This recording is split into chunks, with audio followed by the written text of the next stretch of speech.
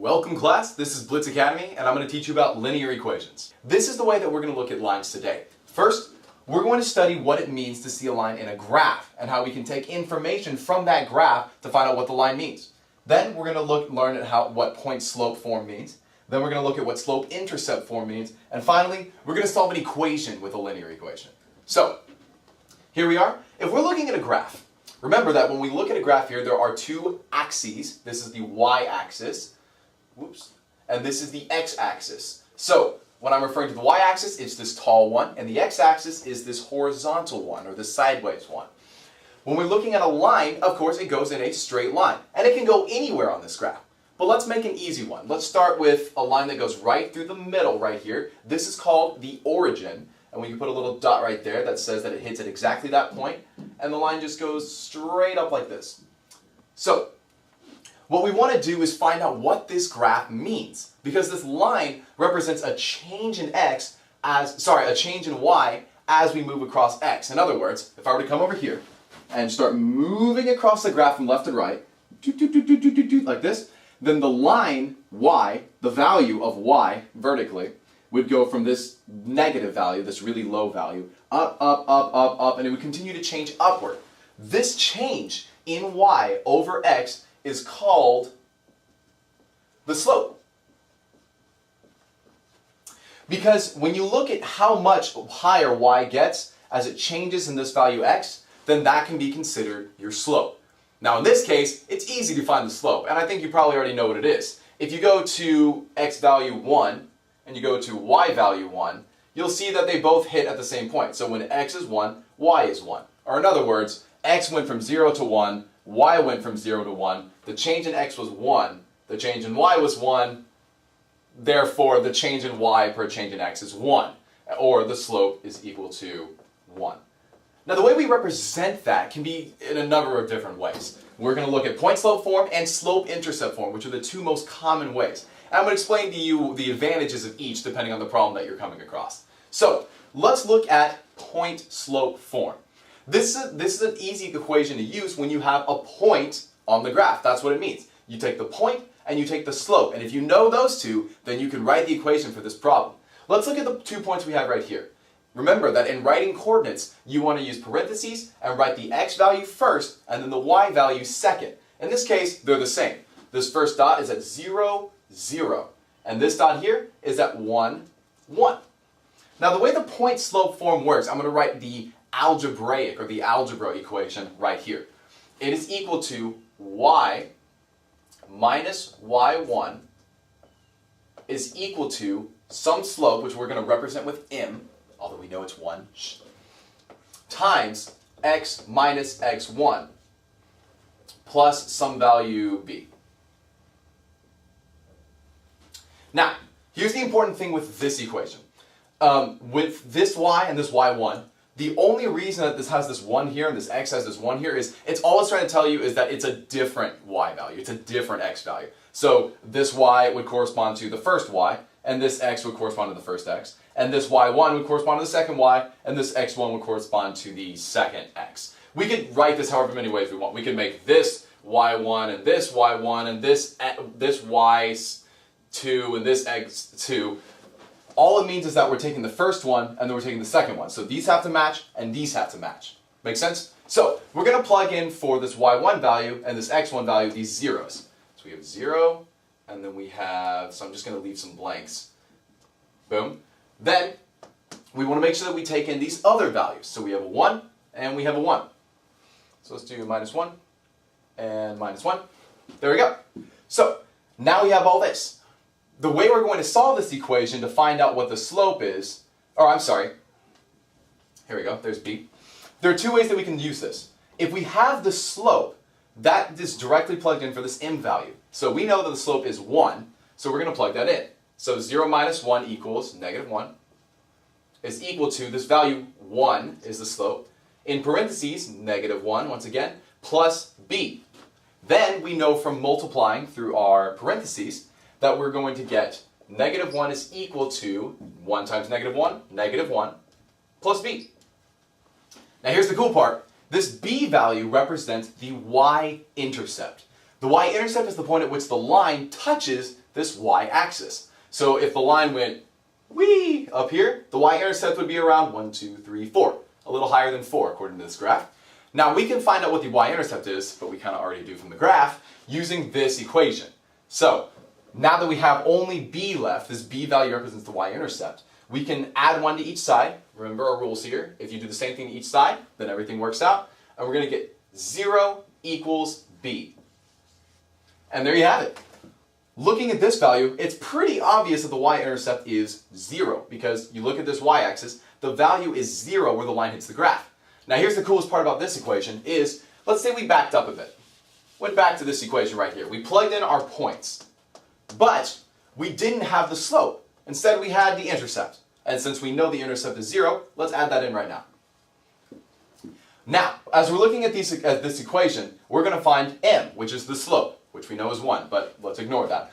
So we go back and we subtract 1, we get negative 1 is equal to m times negative 1 plus 0. So, looking at this, we see negative 1 is equal to negative m, because negative 1 times m is going to be a negative m. And this 0 doesn't matter, so it's just negative 1 equals negative m. Now we can't have a negative m, we need a normal m, so we're going to multiply both by negative 1, or just flip the sign, and we're going to get m equals 1. Does that look like the slope that we had earlier? Exactly. That's the way the point slope form is supposed to work. You can have the slope, or you can have the point, but you can use one to solve the other through the use of this equation. And if you'd like more sample problems on this, then just feel free to comment and let me know. So, let's erase that, and let's use a different form of solving this. We're going to use the slope-intercept form.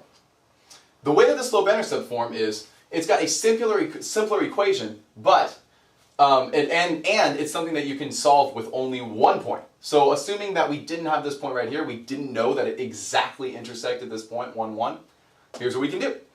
We look at the graph, we look at the slope, then we go into our equation. Slope-intercept form falls under this format. It's just 1y is equal to mx plus b. This looks pretty similar to what we had before, and it is. This m value is the slope, this b value is the y-intercept. So we know those are the same. But this y value, this x value, we don't know what that means yet. So here's what we're going to do. We can take, depending on what we have, and let's just say that we have 1 point right here, then we can solve for this problem. Now all we know is that there's 1 point where y is 0 and x is 0. So we plug that into the equation. Y is equal to 0, so we plug it in. Just like that. By the way, I apologize for my handwriting. I know I'm not very good with the whiteboard. It's equal to m, don't know m, but we know that x is 0. Then we have b, because that just sticks around. It's not going anywhere. 0 equals m times 0 plus b. Now we got kind of a cool situation here, because m times 0, or anything times 0, is going to be equal to 0. So all we have is 0 is equal to 0 plus b. Let's get rid of the 0. B. Well, look at that. We just found out what b was, and that was pretty easy. So we can plug this back into the original equation. Y is equal to mx plus, and then you plug in the value for b, which is 0.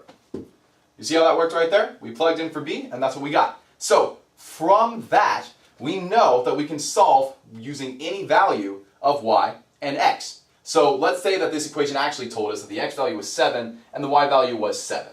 So we could plug in 7 for y and 7 for x. And if I were to graph it, it'd be like right here, up there, where the line would intersect it. Then what we can find is the slope. So we have this y-intercept, which we solved above. We have this y, we have this x. So we have 7 is equal to, remember, 7 times m, 7m. And then 7, 7, you can divide both sides by 7, and you get m equals 1. So I know this was a really simple equation, a simple line to show you how those formulas work, but now you saw both forms of equations worked out right in front of you, and I hope that will help you in the future. So, there you go. And the last thing, in solving an equation using a line, they're going to ask you one of 3 things. Let's look at our variables again. There's a y, there's an x, there's an m, and there's a b. Let's remember what those are. Y is going to be the y value on this graph, this vertical value. X is going to be this horizontal value. M is the slope of the graph, which is the change in y over the change in x. And then b is going to be the y-intercept, so the place where it touches the graph. And both of these equations use all 4 of those variables. So, in looking at these, what they're almost always going to do is give you 3 of them and ask you to solve one. So let's say that these 3 were given and they wanted you to solve this. So they'd say, in the equation y equals mx plus b, the point is the value 3, 2. So that's the coordinate point. And the slope is 2. What is the y-intercept? So they're going, here's the point, which gives you the y and the x. Here's the slope. What is this? Question mark. So we're gonna plug into this equation, use some of our variables, find out what the answer is. We plug in 2 for y, because here it is, 2 equals y. The slope is 2. The x value, and I'm putting it in parentheses so we remember we need to multiply, because remember m times x, is going to be 3. And then we don't know what b is, so we're solving for b. This is really easy. Look, you have 2 equals, 2 times 3 equals 6, plus b, that's 6 in the b, trying to look different here. And then, well, all we have to do is subtract 6 from each side. -4 is equal to b. See how that works? We found the y-intercept of this equation, and we didn't even have to use a graph. Because if we have 3 of these pieces of information, then we can find the 4th very easily. I'm going to show you one more example before we're done here, and that is going to be of randomization process. Let's say that we got these 3 pieces of information. So, the problem would look something like this. In the equation y equals mx plus b, and this would be written out probably in words or at least on a note, on like a sheet of notebook paper. The y-intercept is 2, and the slope is 2. What is the value of y when x equals 7? So x goes here, and then y is a question mark. I seriously need a new marker. This last problem you'll get to see in green. So, let's just review here for a second. We have b equals 2 because the y-intercept is 2. We have m, the slope, equaling 2 because that's what it says. And then we have this value. When x equals 7, then what is y? So, let's plug it into this equation right here. We don't know y, so we're just going to leave y there. We could put a question mark or something to let us know that that's what we're looking for. The slope is 2. The x value is 7, so we're putting in parentheses just like before. And this time we know the y-intercept. We're going to plug in that.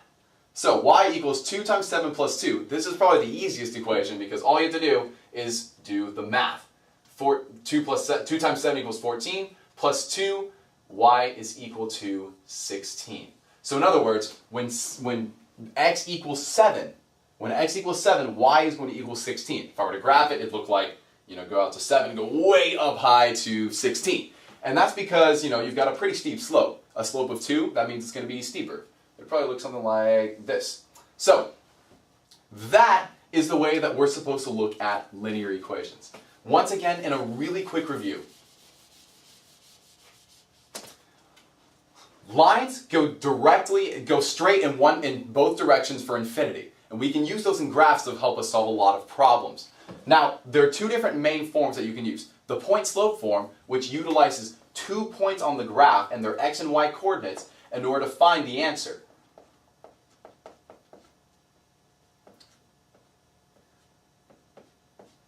It uses two of their coordinate points to find the answer. Remembering, of course, that you want to make it consistent. Keep the first point here, x and y, and the second point here, x1 and y1. In the slope-intercept form, they're going to want you to have the slope, which is also known as m in the equation. In the slope-intercept form, they also want you to know the intercept, which is known as b. The only 4 variables in both equations are m, b, x, and y, and they're always going to show you 3 of them if they want you to solve the 4th. Whenever you're solving an equation, make sure you plug in correctly based on the information you're given, whether that's from a graph or from a word problem. And then you can directly apply it to solve your equation. So, once again, thank you for checking out this lesson. If you want to see some of my other videos on algebra, then you can click on them right here. If not, I hope that you check out my website for music videos and lots of other fun games that you can play to help you memorize these concepts. This is Nathan Eloquent from Blitz Academy, signing off.